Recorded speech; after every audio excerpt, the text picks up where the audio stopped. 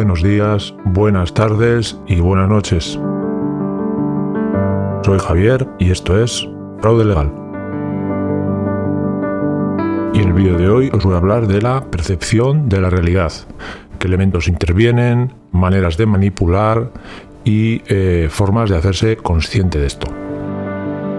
Y bueno, creo que no se nos escapa a nadie que estamos viviendo unos tiempos en los que se libra una batalla por nuestra mente, en los que hay un sobreexceso de información, en los que cada vez es más difícil conocer qué es verdad, qué es menos verdad y qué es mentira. Entonces, yo desde luego no voy a hacer una tesis doctoral sobre esto, me voy a apoyar en varios temas, en varias cosas, en varias disciplinas. Empezaré por la primera, que es la programación neurolingüística. Le voy a dar un enfoque desde la PNL, desde la programación neurolingüística, porque bueno, pues es una cosa en la que yo lo he estudiado, yo tuve un título en su día, y además el trabajo que hice de fin de curso pues va muy ligado a lo que estamos viviendo ahora, ¿no? La programación o el control utilizando el lenguaje. Y bueno, sabéis que me gustan los vídeos cortos. Esto es una misión imposible, pero bueno, vamos a intentarlo y vamos a ir al grano inmediatamente. Bien, desde la programación neurolingüística, que para el que no lo sepa, surgió en la década de los 70 a partir de las investigaciones realizadas en la Universidad de Santa Cruz de California, en un intento de sistematizar los modos de comunicación que o bien ayudan o entorpecen al cambio personal. Sus creadores fueron Richard Bandler y John Grinder, que a su vez eran informático y lingüista respectivamente. Pues bien, uno de los principios más importantes que tiene la programación neurolingüística es que el mapa no es el territorio. ¿Qué quiere decir esto? Quiere decir que aunque el mundo sea real, no operamos directamente sobre esa realidad. Cada uno construye su visión del mundo y además todas difieren de un individuo a otro. Esto es un hecho que no necesita mayor explicación. Pero antes de proseguir, quiero invitaros a conocer el trabajo de Mark Passio, porque no quiero caer en la relatividad moral. Quiero decir, yo, y en mi opinión, creo que hay un bien, hay un mal y hay una realidad. Entonces, él lo explica muy bien. Os remito a un canal de YouTube, muchos lo conoceréis, se llama Yo Nobody, y tenéis un seminario sobre ley natural de Mark Passio, algo impresionante, algo imprescindible para todos. Y os invito a que lo visitéis y lo miréis porque os va a ayudar muchísimo. Y bueno, voy a continuar. Entonces, la experiencia y la percepción de la realidad se establece a través de unos filtros, vamos a llamarlo así, ¿no? El primero le vamos a llamar limitantes neurológicos. ¿Qué significa esto? El cerebro está expuesto a millones de informaciones y de estímulos casi simultáneamente. Entonces, una de las funciones del cerebro y del sistema nervioso es protegernos de ser abrumados y confundidos por esta masa de conocimiento, ¿no? Que en gran medida suelen ser inútiles y sin importancia. Por lo tanto, siempre tiene que estar haciendo una criba. Bueno, el siguiente filtro serían lo que se viene a denominar limitantes sociales. Esto es muy fácil de comprender. El entorno en el que te desarrollas y la cultura en la que te mueves, pues es determinante. Pero dentro de este limitante social hay algo que es de primer orden, que es el idioma. Los que ya me conocéis ya sabéis que soy un apasionado de esto, del idioma, del significado de las palabras, del diccionario. Y para que veáis la importancia, os voy a poner un ejemplo muy de los tiempos que estamos viviendo. ¿Qué es lo que ha determinado que estemos viviendo una supuesta pandemia en estos momentos? Bueno, pues no son las PCRs, no son los muertos, no son los medios de comunicación insistiendo todos los días, no son las vacunas y tampoco son las nuevas normativas, decretos, etc. Es el idioma y el significado de la palabra, en este caso de la palabra pandemia. Si la OMS no hubiese cambiado la definición de pandemia en cuanto a que antes la carga la llevaba el número de infectados y ahora la carga de la definición no es tanto el número, sino que simplemente se propague a otros países, si no hubiese ocurrido esta redefinición de esta palabra, estaríamos viviendo otra realidad. Pero luego, por debajo de esto, de estos cambios de definiciones, hay un arma casi mucho más potente que esta, y es la neolengua. Y como siempre, lo mejor son los ejemplos para que veáis cómo el cerebro interpreta de manera diferente una aparente misma realidad, pero que se le adorna con unas palabras que son, vamos a llamarlo, más agradables al oído. Por ejemplo, copago. Pues el copago, ¿qué es? Significa un repago. Daños colaterales. Pues ¿qué significa? Matanza de civiles. Por ejemplo, ajuste. Pues ¿qué es un ajuste? Son recortes. Asumir la titularidad indirecta. Bueno, pues es lo mismo que decir que nacionalizamos a Bankia y todas sus pérdidas. Esta me gusta mucho. Cese temporal de la convivencia matrimonial. Bueno, pues esto es lo que se utilizó para describir el divorcio de la infanta Elena. Se ha divorciado, pero no es correcto.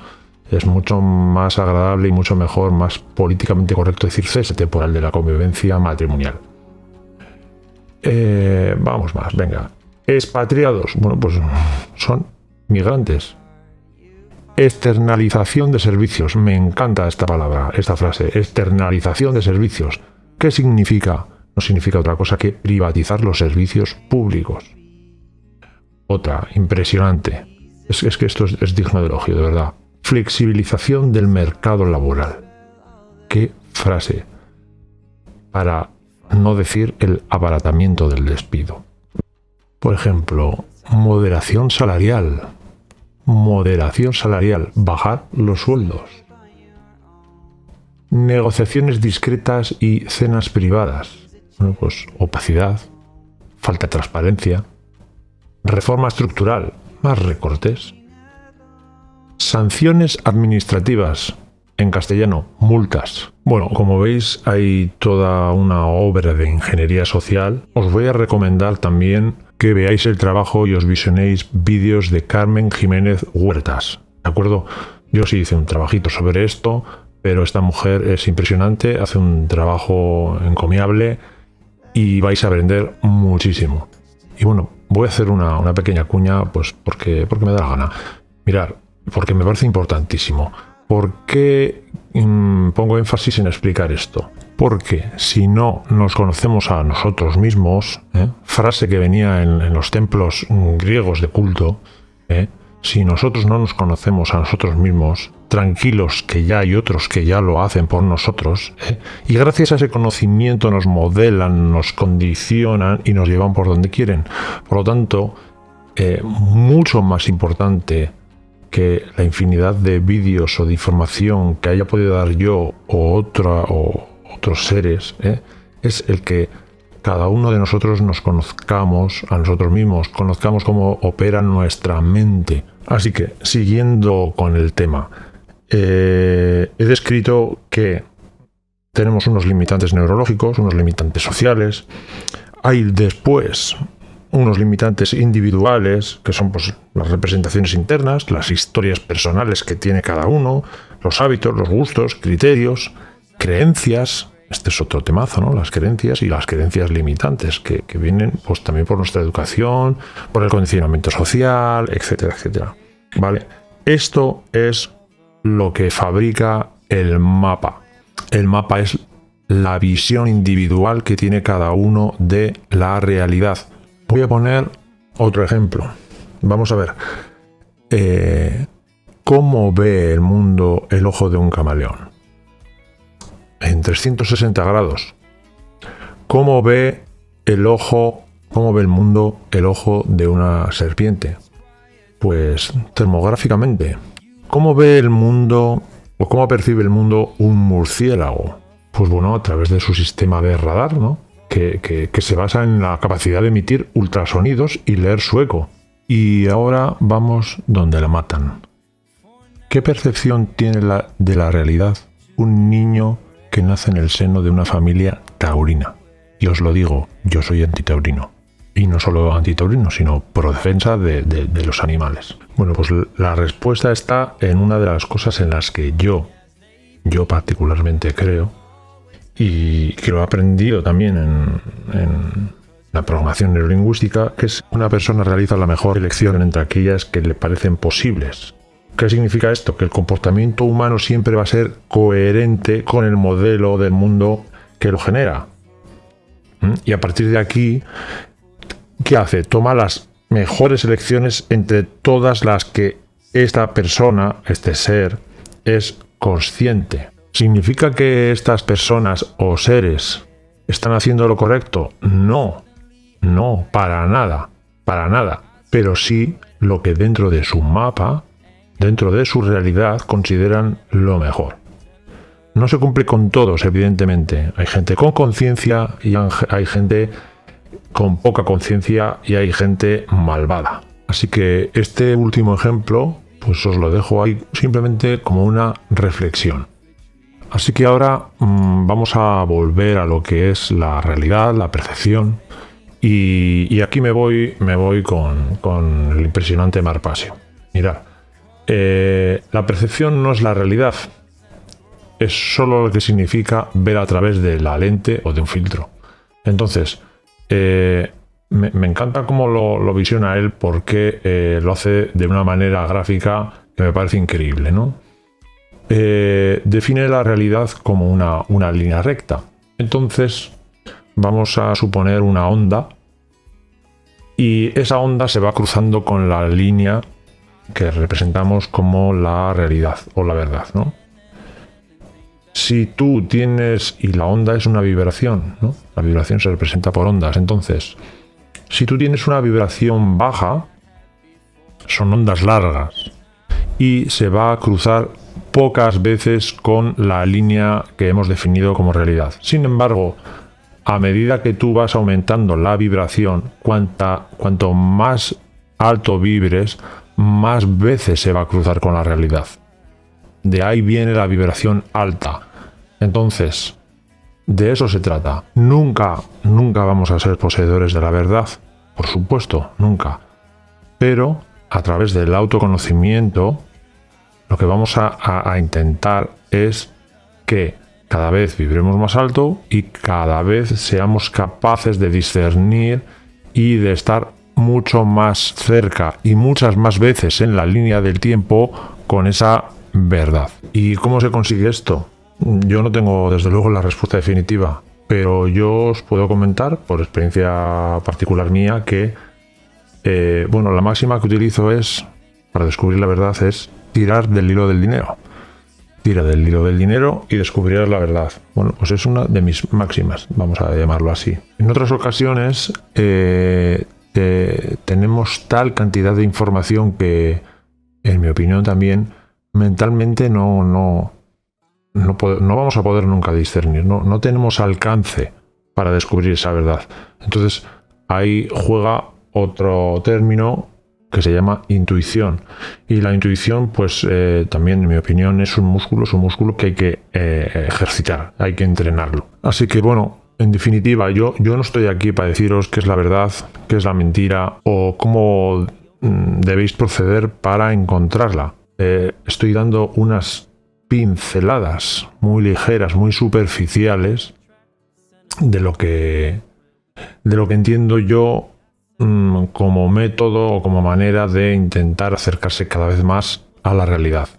Y antes de acabar el vídeo, os voy a comentar también algo que estoy seguro que la mayoría de vosotros conocéis, que son varias técnicas de manipulación, ¿no?, para llevarnos la mirada, para llevarnos el foco a una determinada realidad. Ya conoceréis todos a Noam Chomsky, pero os pego un repasito. Y también, antes de empezar con el trabajo de Noam Chomsky, os voy a decir también por qué es, entre comillas, fácil manipularnos. Bueno, en primer lugar, es porque estamos educados para la dependencia.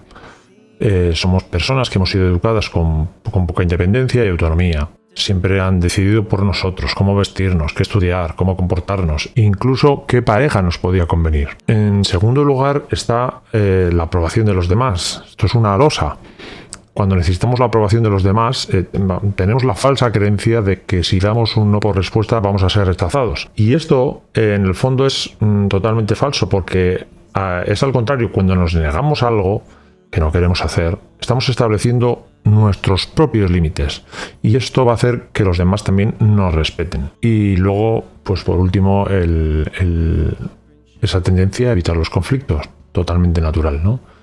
Hay personas que para evitar un conflicto con otros, pues aceptan cualquier cosa que se les diga o se les pida. Os suena, ¿verdad?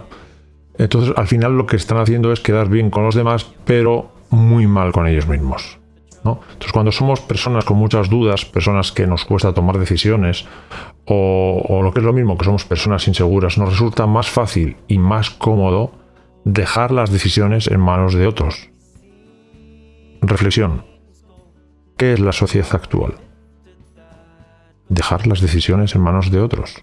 ¿Dónde está nuestra soberanía política? En manos de otros. ¿Dónde está la soberanía alimenticia? En manos de multinacionales. ¿Dónde está la soberanía económica? En los bancos. Y así, etc, etc, etc. Así que dicho esto, vamos allá con el trabajo de Noam Chomsky y las estrategias de manipulación.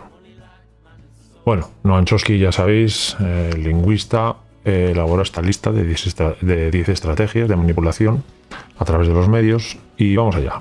La primera, estrategia de la distracción. Bueno, esto consiste ni más ni menos en desviar la atención del público de los problemas importantes y de los cambios decididos por las élites políticas y económicas, mediante ¿qué? Pues la técnica del diluvio, inundación de continuas distracciones, informaciones insignificantes, etcétera. Esto hace que el público pues esté alejado de intereses esenciales como pues la ciencia, la economía, la psicología, la neurobiología, cibernética, etcétera, ¿no? Bien. Siguiente, el 2. Crear problemas y después ofrecer soluciones. Esto se llama comúnmente problema, reacción, solución. Por ejemplo, pues crear una crisis económica para hacer aceptar como un mal necesario el retroceso de derechos sociales o el desmantelamiento de los servicios públicos, y de esta manera que sea una transición más suave. Bien, el punto 3, estrategia de la gradualidad. Evidentemente esto es la ranita que la hierve, la pones ahí en el cazo, agua hirviendo, pues salta. Pero si la vas calentando poco a poco, pues aguanta hasta que muere. Y esto es lo que van haciendo muy gradualmente. Últimamente están pegando un acelerón de 3 pares de pip, pero se basa precisamente en esto, en la gradualidad y en hacerlo poco a poco para que no haya una oposición frontal. Vale, siguiente, estrategia de diferir. Esto es que nos hacen aceptar una decisión que de primeras es impopular, pero se presenta como que es dolorosa y necesaria. ¿Por qué? Pues porque va a haber un sacrificio y que va a dar unos frutos de cara al futuro. Es un sacrificio que vamos a hacer ahora, pero tranquilos porque esto va a dar los frutos. Quedaros en casa, que esto va a funcionar. Muy bien. Vale. El 5, dirigirse al público como criaturas de poca edad. Bueno, esto está a la orden del día. A la orden del día. Es tratarnos y hablarnos como si fuésemos unas criaturas de poca edad o un deficiente mental. ¿Por qué? Porque si te tratan así, inconscientemente tú bajas tu nivel intelectual para hablar y razonar y tratar estos temas al mismo nivel. Bien. 6. Utilizar el aspecto emocional mucho más que la reflexión. Solo me sale una palabra después de leer esto. Telediarios. ¿El telediario qué es? ¿Es un emisor de información? No. Es un emisor de impulsos emocionales. ¿Por qué? Pues esto está estudiado. ¿Por qué? Porque la utilización del registro emocional lo que permite es abrir la puerta de acceso al inconsciente. ¿Para qué? Para implantar o injertar ideas, deseos, miedos, temores, os suena, ¿no? Convulsiones o inducir comportamientos. Vale. El 7, mantener al público en la ignorancia y la mediocridad.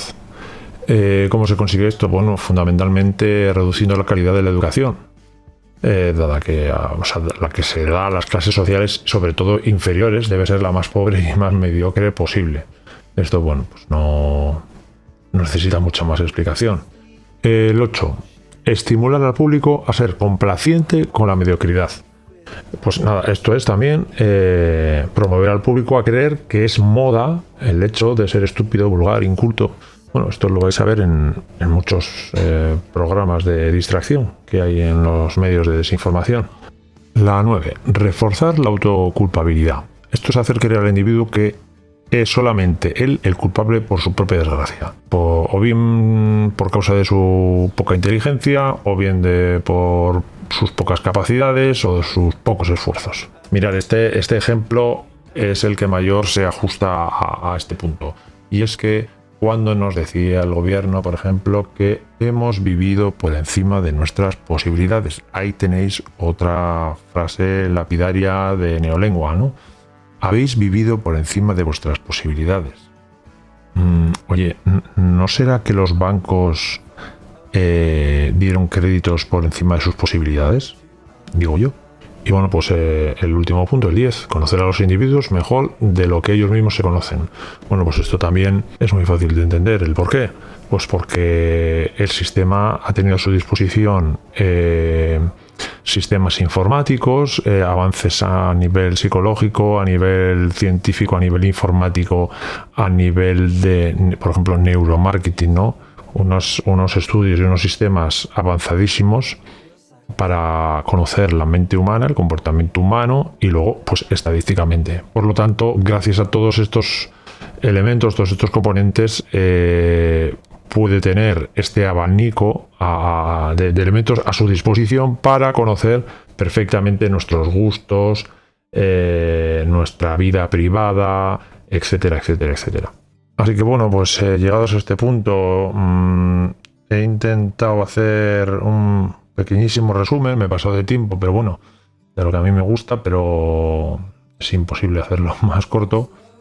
Y simplemente lo que pretendo con estos datos que he dado es que os motivéis un poquito a investigar, a conocer cómo funciona la mente, a conocer los métodos que se utilizan para controlarnos, para motivarnos hacia una dirección o a otra, y sobre todo para que tengamos todos las herramientas más básicas de cómo movernos para en un intento de conocer la realidad y de que acertemos el mayor número de veces en el tiempo.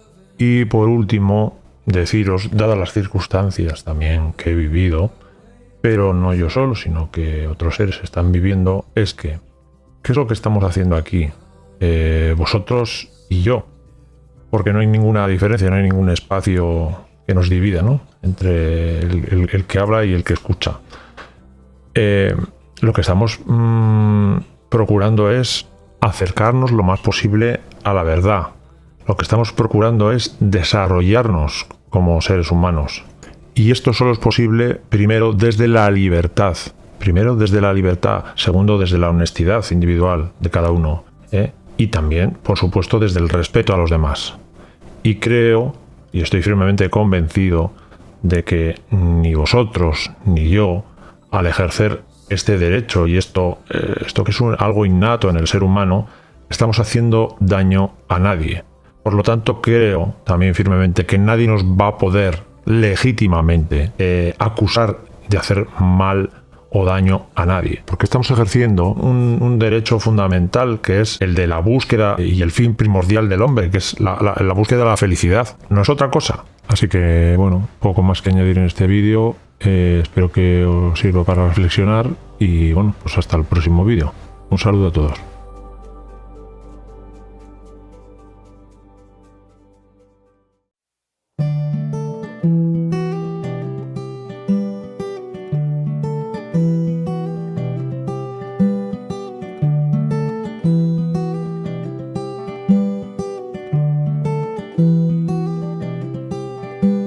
It's amazing facing the ones that you love, while alone you've grown to look above the things that made you fall so deep, and nightmares kept you away from your sleep.